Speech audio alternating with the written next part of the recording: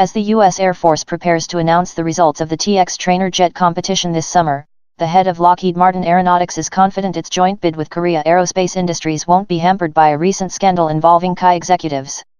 Last week, The Washington Post reported that KAI had won a U.S. Air Force contract to maintain F-16 jets without disclosing that several of its current and former executives had been indicted in a corruption case. The executives were accused of bribery, embezzlement, and defrauding the South Korean government, and experts told the Post that should KAI had altered its previous filings, as required, the company could have come under greater scrutiny. Orlando Carvalho, Lockheed's executive vice president of its aeronautics division, said he doesn't expect that trouble to bleed over to the T-X competition, where KAI and Lockheed are partnered to offer the T-50A. The KAI matter is between KAI and the Air Force and the government, he told Defense News in an exclusive interview Friday. We have no involvement or participation in any of that. It revolves around a contract that KAI has directly with the Air Force, that's outside of anything that we do with KAI. Lockheed has not been contacted by the U.S. Defense Department or the U.S. Air Force for additional information regarding its relationship with KAI, he said. Our expectation is that KAI will continue to address and ultimately resolve this issue they have, and our hope is they will do it in an expedient manner and allow everything to progress appropriately on the APS side, Carvalho said, using an acronym that stands for Advanced Pilot Trainer, another name for the T-X program.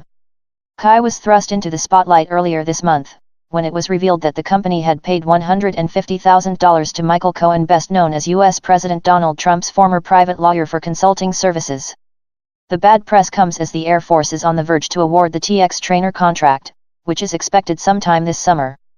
The entire 350 aircraft program is valued at $16.3 billion, and further sales internationally or to the other U.S. services could be possible. Lockheed and KAI's T-50A will compete against a clean sheet design proposed by Boeing and Saab, as well as a version of Leonardo's M346 trainer, which is operated by Italy, Singapore, and Israel and is being marketed in the United States as the T-100. The T-50A is a version of the Korean firm's supersonic T-50 trainer in use by South Korea, Indonesia, Iraq, and the Philippines. Lockheed's decades-long relationship with KAI continues to be very strong, Carvalho said. The partnership dates back to the 1990s, when KAI produced a version of the F-16 domestically in South Korea. The T-50, South Korea's first indigenous supersonic aircraft, is heavily influenced by the F-16. The T-50 is seen as a front-runner to the competition by some analysts, who attribute that to the aircraft's high-performance capability and the fact that it is already in production. Lockheed's experience on the F-35 program is also seen as an advantage, as the T-X will be used to train a generation of F-35 pilots. The projected T-X contract date had already slipped once, from before the end of 2017 to sometime this summer, but the Air Force maintains it will keep to its current schedule. Carvalho said the U.S. government's rate of questions to the competitors is slowing, and the hope is that it could soon request final pricing data from the companies, a sign that a downselect is soon on the way. Our expectation is that we'll see that request soon, he said.